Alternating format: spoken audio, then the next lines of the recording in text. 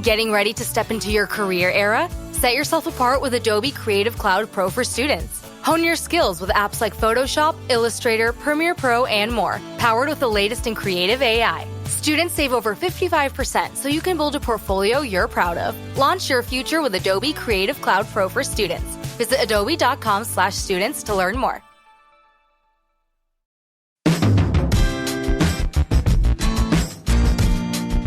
Hi, this is Tony Ruggiero, and you're listening to the Tour Coach Podcast. These are a collection of conversations, roundtable discussions, interviews with friends, people I meet, people I teach, folks that come to see us, people that I teach with, respect and admire, all from around the world of golf. If you're a golf nut, a golf junkie, you love golf instruction, or maybe you just want a little entertainment, you're in the right place. We've got over 200 conversations out there available for you now on the Tour Coach, and I'm excited as we head into 2024. Our goal is to bring you more content each and every week and help all of you enjoy and play the game of golf better. Special thanks to my sponsors that have all been with me for such a long time. Thanks to McConnell Automotive, Mitch McConnell and the folks at McConnell Automotive, and the folks at Bushnell Golf. Couldn't do any of it, especially pro work, without them. Vineyard Vines, keeping us looking good and always taking care of us at all the retreats. And, of course, Shrikshon and Cleveland Golf and the folks there, whether it's Chip Holcomb, Eddie Dry, Mason Prang, Noel Zavada, Roddy McDonald, all of them, everybody that has been part of our journey with Shrikshon Cleveland Golf for over 23 years, I believe it is now. So, and also want to welcome one of the new sponsors to the Dew Sweepers and the Tour Coach Podcast, and that would be Visor Skincare and our folks, the Franklins, who are been Dew Sweepers and fans of us for a long time, and it is by far the best skincare and sunscreen out there. So make sure you check them out as well.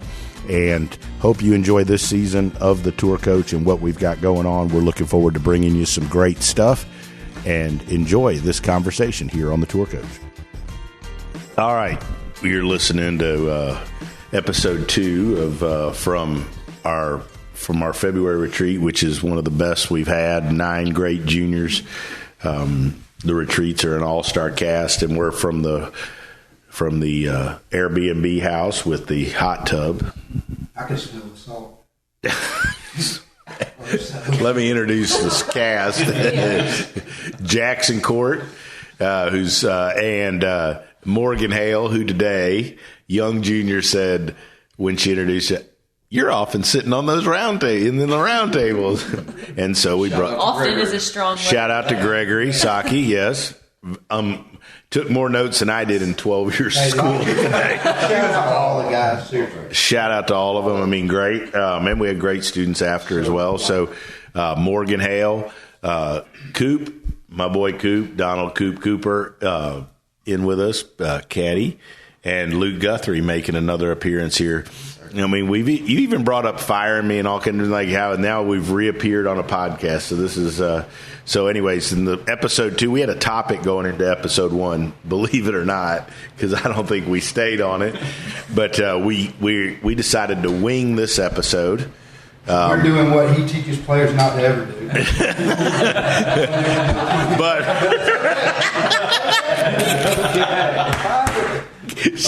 But we're going to start this off winging it with Jackson. Jackson had something he wanted to ask Coop. No, go ahead. I got 100 questions for Coop, I feel like. Well, give Coop Give me your favorite dew sweeper moment on the range.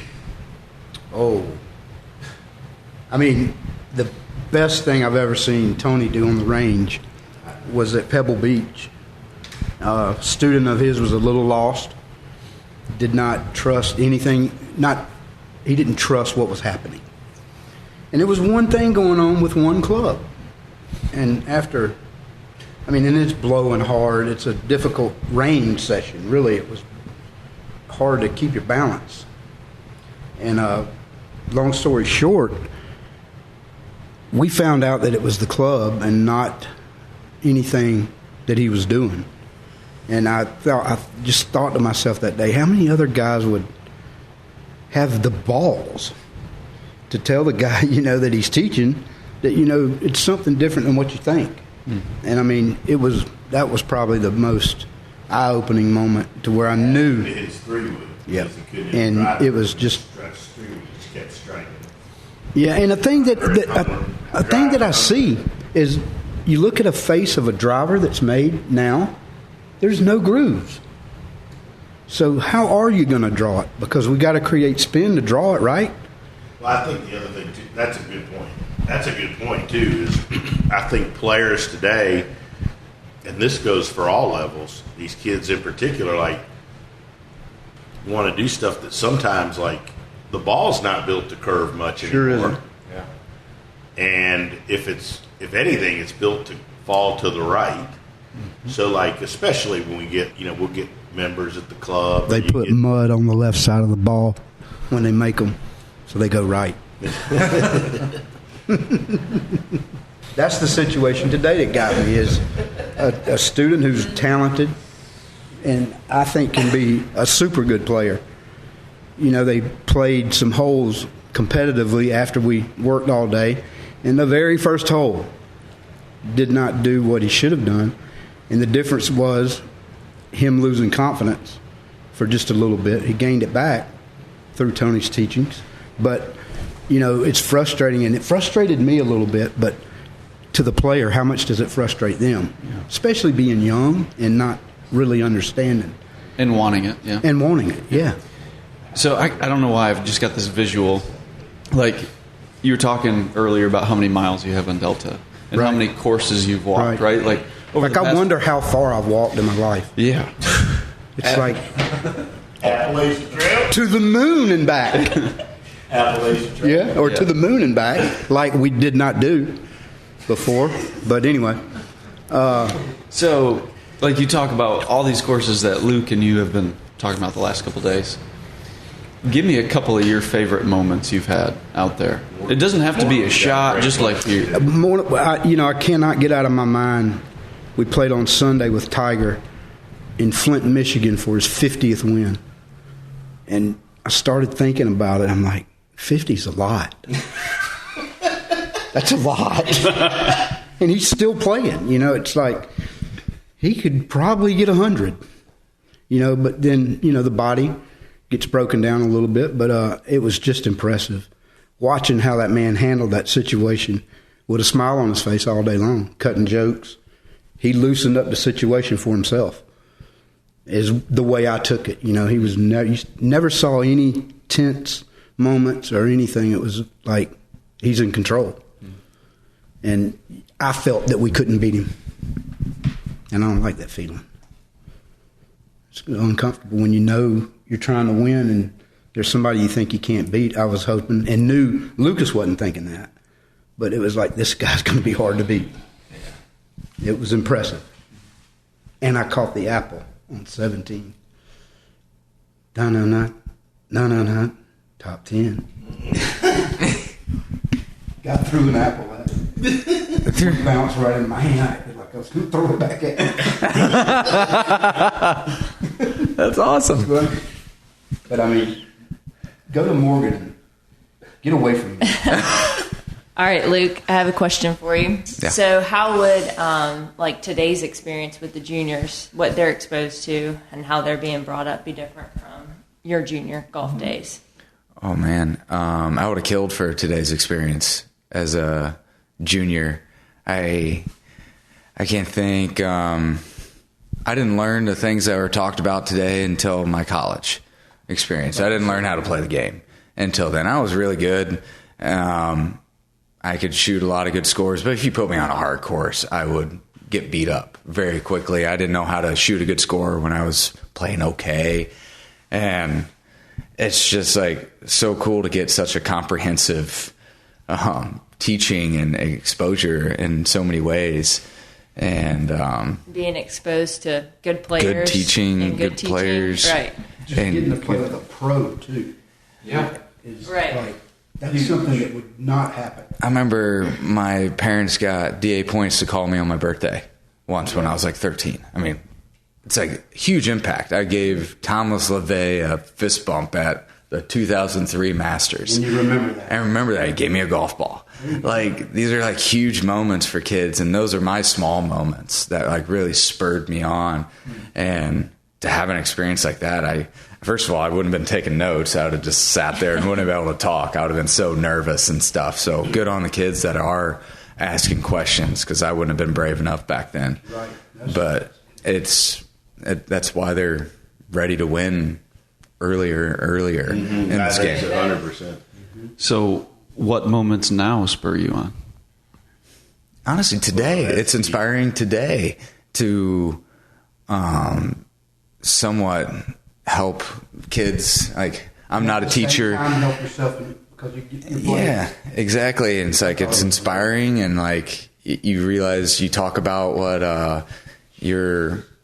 how easy the game can be. It's like the classic Arnold Palmer, quote of, it's endlessly simple and complex game. And it really is. It comes down to just returning the dang club to the ball with a square face. On the big shots and keep connected on the putt. Yeah, and it's that confuses me. Yeah. It's just a nice reminder of how to play the game and go through your process, and how to practice. You get lost, you get in the woods in this game. It's a marathon, a golf career. It's not a sprint, and you get off the wrong paths once in a while. And today was a great way to kind of get a little kick in the pants of, no, this is how you do things. This is how you build confidence, and true ownership in what you're doing. How would you handle the situation if you were doing what you did today and it was god awful? I mean, you played good today. Your driving of the golf ball was, in my opinion, second to none. It was pure. How would you handle the situation if you were hitting it poorly? If that was like 10 years ago, I'd have been embarrassed and not say much, but now I would be able to talk about it and be able to acknowledge, like, hey, I kind of stink today. This is what I'm doing to avoid the situation. Am I teeing the ball up lower and just advancing it? Am I slicing the crap out of it just so I know it's going a direction? You're either able to communicate, and that would also be like such a powerful moment. Just be like, hey, man, chill out if things aren't going well. You have options. All juniors tee the ball too low. Another mic drop. They do. Go ahead, Morgan. Choke up on fairway bunkers. Tee the ball up, guys. It's called launch now. I guarantee you, Take Luke advantage of it. Never going to get in a fairway bunker again and not choke up on it. If you do, and it's on national TV.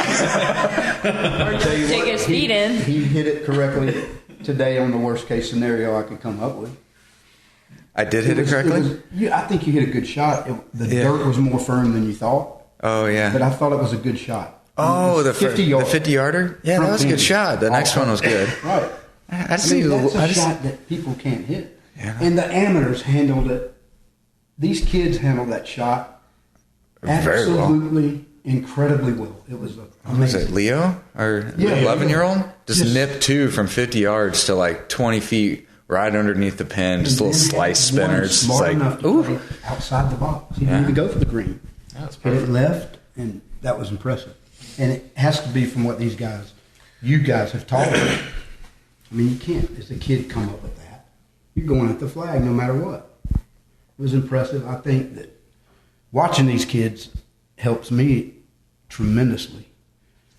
Just knowing the athleticism that it does take to play this game, because they have it, the flexibility, and it's not good to think about because I can no longer turn. Tony had me during COVID. I went from like a 16 handicap down to a single digit. And, I mean, it was every day, and it was stupid at first. I got to tell him about it. First video I get from Coop during COVID, I check in on him, and he sends me this video. 110 at home. But it looked like a scene from the movie In the Deer Hunter. I mean, like in a cow pasture. And there's all I see is a net, and I see like foliage everywhere, and I don't even know where he is. Like, he looked like he's in the Congo. And he had like, I swear to God, you looked like that thing on Deer Hunter. I swear to God, you had like a tank top on. You hadn't shaved, and you had a hat on. Something smoking sticking out of your mouth. And it's on fire. and you're taking, like, this video has you, the smoke's in the air, everything, and there's 4 swings, and then I see you walk towards the phone, and then you hit send, and you said, I'm striping it, working on what we did last time at Sea Island.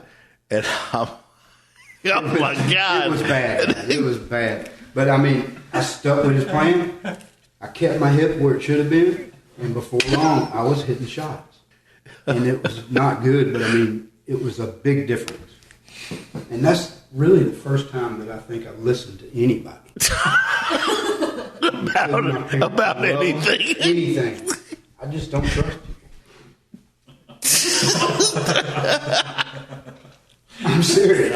It's hard for me to trust people. What's been one of your favorite moments on your walk? I mean, you've had a bunch of them, right? You've played some great golf courses, had some great tournaments. What's been one of your favorite moments out there? Just playing golf, favorite moment, playing with Tiger. I mean, it's the cliche, but playing with Tiger in the Saturday and Sunday round in Honda, because that's my idol growing up. He's the standard, and this was back in 2014, so I forget what year. He was balling one of those years. Like, he was kind of at it again. I was 24. And we shot, humble brag, shot matching 65s on Saturday. I got up and down from like 50-yard bunker shot on 18, back pin, hit it to like a foot at the time. I wanted that so bad to play with him on Sunday, and I did it. That's awesome. But just being up close and personal, seeing what great golf looks like. And I tell people all the time, it's like the most boring. He's played so proper golf, like his iron play. Things about you though to want to make that, to play with him again, you know. He was so nice, by the way. Like, he was so like respectful of me. Like, he marked every like 1.5 putt all day long, because nobody cares about me. Everybody would run off, but he would mark, especially if they were on my through line, and let me finish a 5-footer. Wow. And then tap in, and everybody would stay there. That's how cool is that? Deal. It's a big deal. I had a 5-footer on the first hole. I'm playing with Tiger. Like, I'm puckered up, you know. I have 5 feet for par, and he has like a little 1.5 tap in. I'm staring right at the whole gallery, and I'm like already head down, ready for this. You know, everybody's going to scatter. I'm going to be staring at thousands of people just running around shouting, and he marks it. I was like, thanks, man. That was pretty cool, and did it all day. I just remember my favorite moment on the golf course. Sorry, but this is my last little talk. It's not. We're on a hole number 1 at a course in Ohio with thick rough. You could call it the Bear, whatever. But it's a difficult golf course. And we get paired with someone, and we're on the first hole, and we're on the green. And this player we were playing with was not putting his best at the time, and was known to be a little bit slow. And we have this caddy in our group that's working for Jeff Ogilvy, just a dear friend of mine, Alistair. And it took quite a while on this third putt, and it was inside 3 feet. And the guy missed it, and we all felt bad. And exiting the green, Alistair says, he rushed it.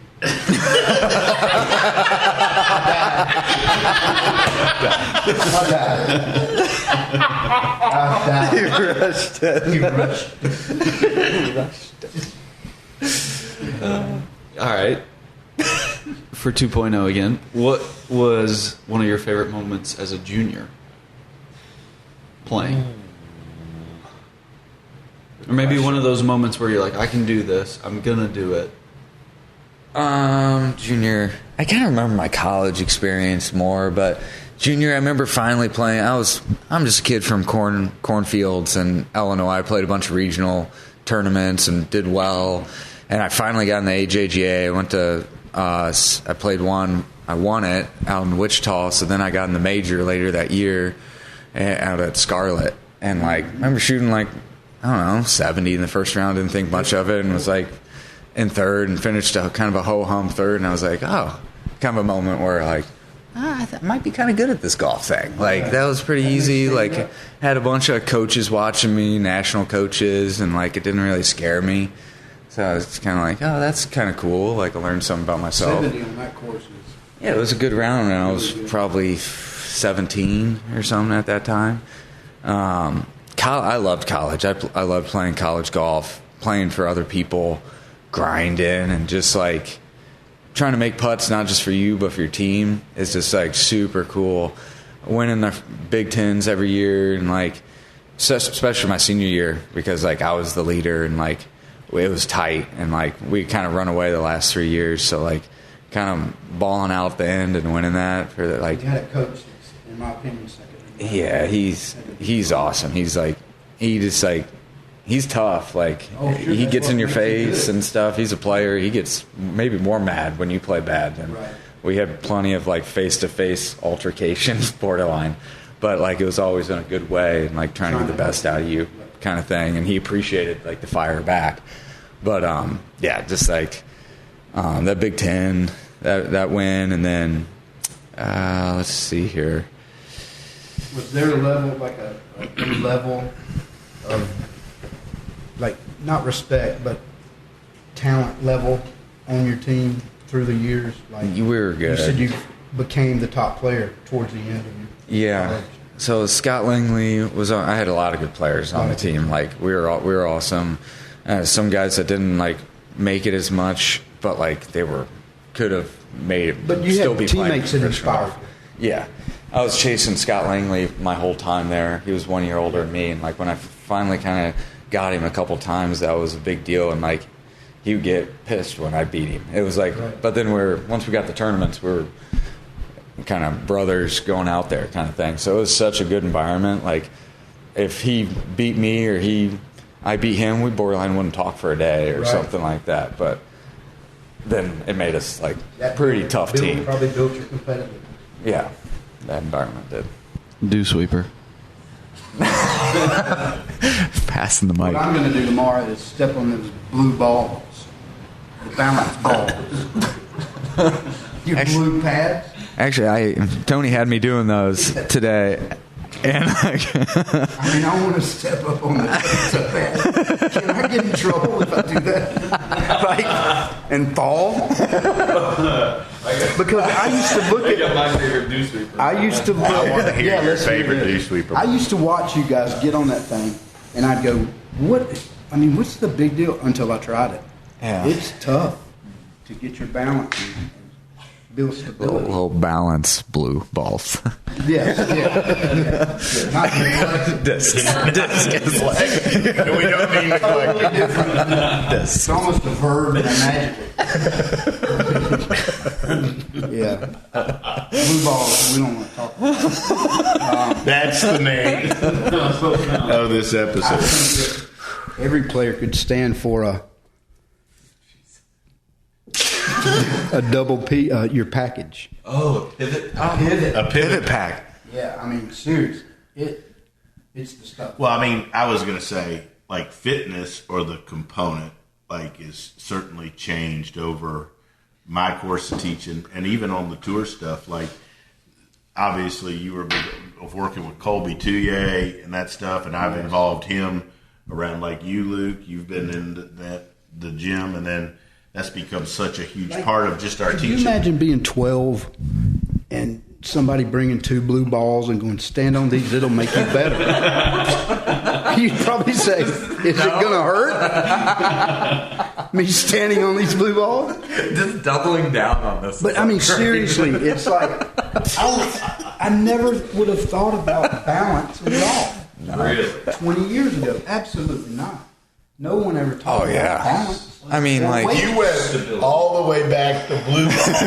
Talk about balance. I'm saying that's the method I saw today to teach balance was 2 blue balls 12-year-olds into it. right there. I mean, and Luke got up on them, and But what I was just saying is that, like, fitness has become so intermingled in what we do as it's changed.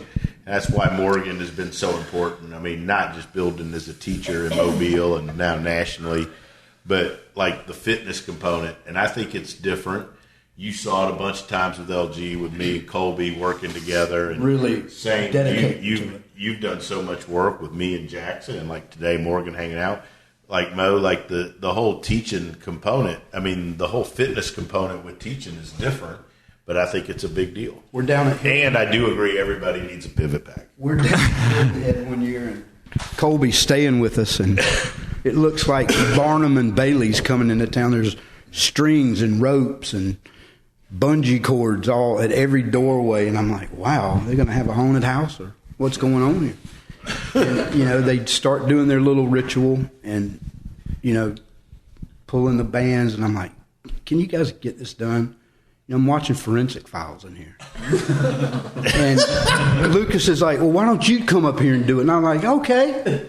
Dude, so hard, the things that he was doing. It's like, holy crap. This is hard. Even standing on the blue ball is hard. One of my favorite stories of group of all time was PGA at Harding Park during COVID, and we all had the house rented together. San Francisco. Yeah.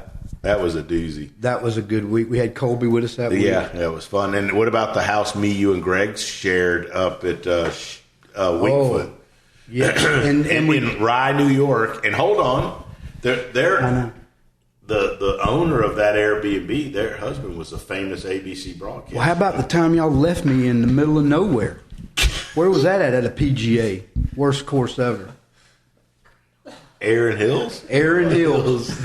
We, you know, missed the cut. He wasn't missing many cuts back then. Lucas wasn't. And I find myself alone with no vehicle, hungover. No. Y'all jetted on me and left me like in a cabin. Still mad about it. Oh, that was brought that was up. Yeah. What an honor play. Anyways, what were we talking about? To bring it back to the blue discs. But you had me on that today, trying to get my posture better, and like what like fitness can do, it can give you such a good feel too. Like immediately, like, oh, that's where it has to happen, because you stand on something like that and it's like it doesn't really work if you're not in the right position, or if there's a band or Colby or Morgan, like if there's something that kind of puts you in a spot, it can. I feel like what might take a week before to kind of communicate and stuff, like fitness can kind of help you feel as a player where it gets.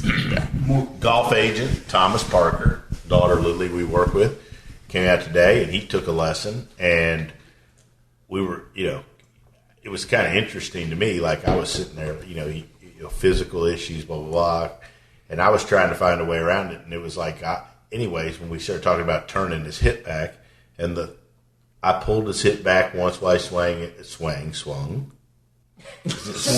swing? Swing, swung. That's a good Japanese player. He's going to do some things, man.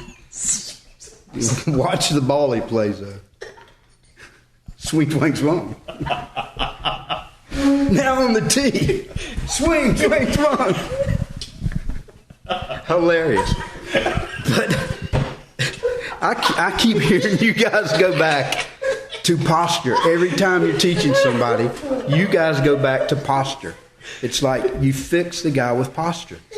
Is it, Jackson, am I thinking right that posture is really It's massive. Important? Yeah, it's the precursor to your movement. Like you did a thing to him, to Luke today, and I'm like, well, this is going to get him shorter. It made his posture taller. And it was bending the knees, but straightening up, you know, from the waist up. It was fascinating how taller he got doing something. I thought he was going to get lower, but posture seems to always come up. Yeah, it's the precursor to your movement. So yes, posture on the balance disc. Like getting in a good car to go fast. You know, you got to build your posture. Yes.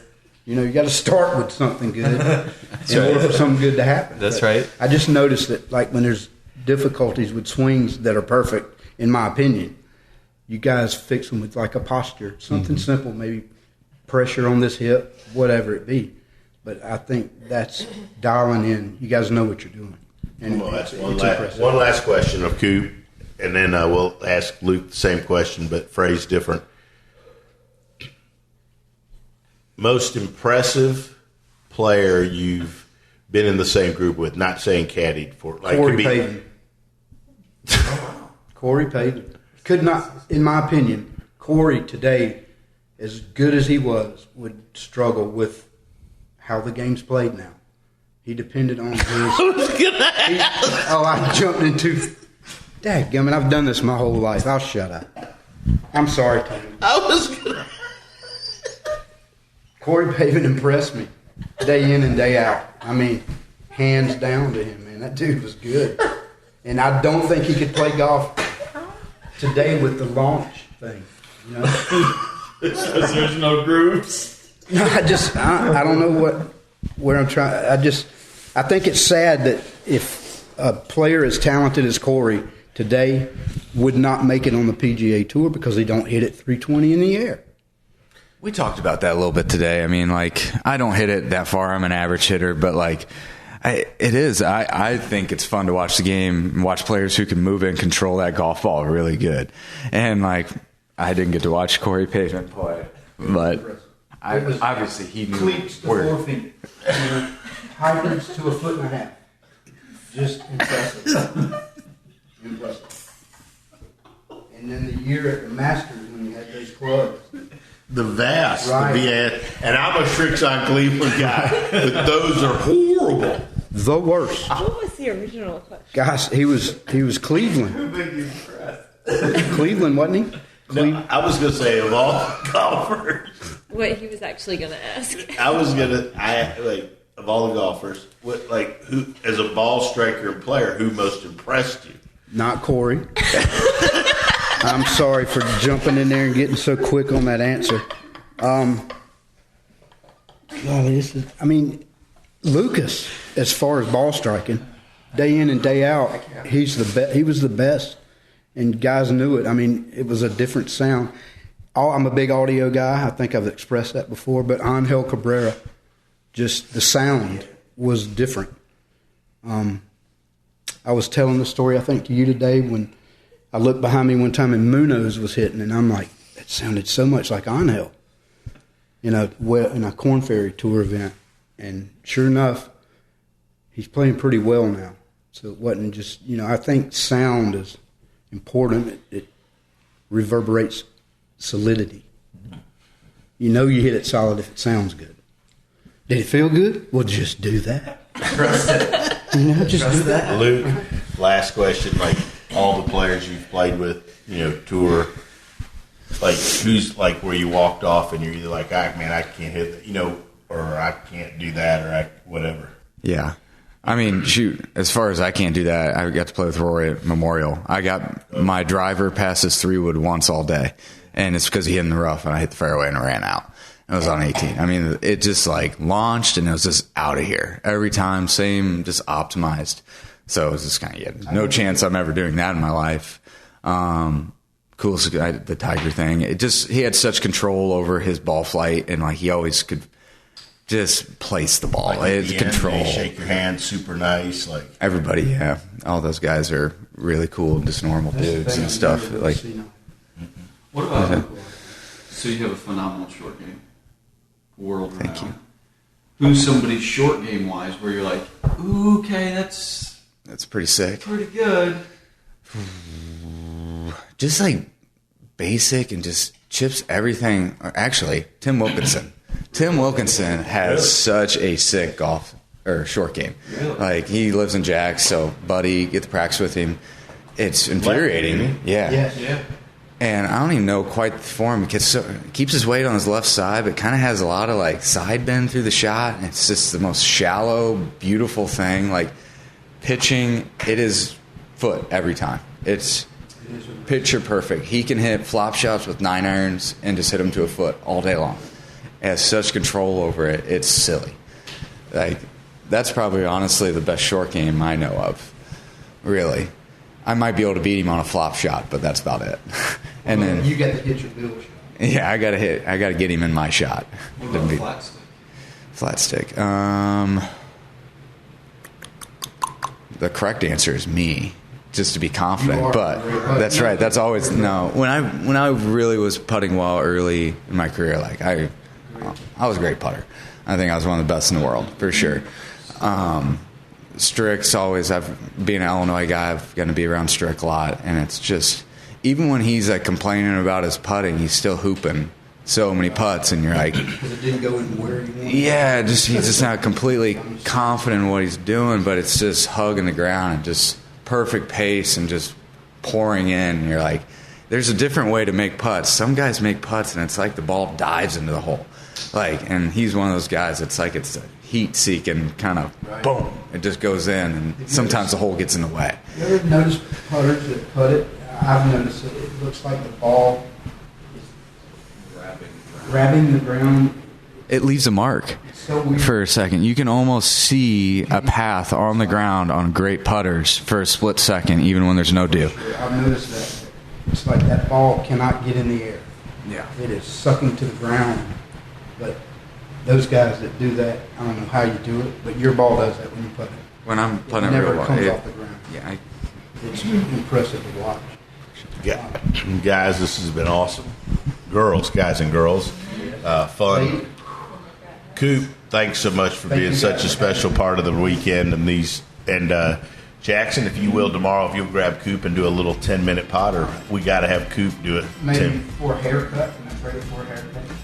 Yes, we'll trade it for a haircut. Luke, thanks so much so much for coming down to sneak in a little work and help out the kids. It's been awesome. for sure. I love being here. Mo, we can't do these. Mo's crushing it. Good questions tonight, and but thanks also for all you do, man. Can't think of anybody I'd rather travel with. Thanks to you, T. All right, Jackson, good work.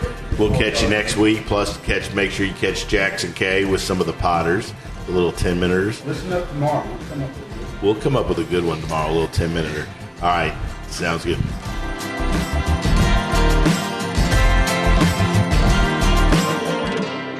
Hi, this is Tony Ruggiero. And look, recently, several teachers I know and several players have had some scares with skin cancer. In fact, I recently went and saw a dermatologist here in town, and I had a couple things frozen off, eyelid, my face, my earlobe, and not getting any younger. And I know it's getting to that time of the season where it's cooler, but look, being in the sun is a real deal, and I've not been very good, to be totally honest, my whole career at using it at all because I didn't like how greasy it was, how hard it was to get off your hands, how it clogged up my pores. And then I found this sunscreen, Visor Skincare. It's clear, it goes on, it doesn't dry you out, it isn't greasy, it's like you didn't put anything on it. By far, it's the best sunscreen I've ever used. Without a doubt, is the easiest to use.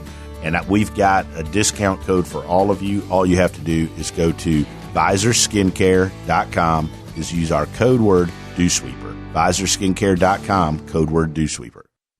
I just want to remind everybody something that I forgot.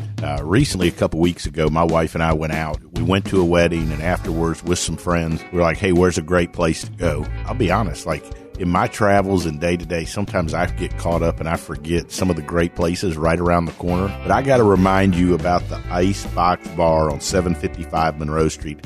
I was blown away by just the whole vibe, the atmosphere, and with the Velvet Pig, the food in the back room, and the big screen TVs up front. We sat there and watched some playoff games. I was blown away by the atmosphere, the vibe, and just how cool it was to have the Icebox Bar right here near the Dew Sweepers downtown, near where I live. You're looking for a great place to go sit, watch some games, hang out, play some pool, you got to go to the Icebox Bar right there on Monroe Street. There's a good chance you'll see all of us hanging out. But do yourself a favor, go visit the Icebox. It's one of the best places out there.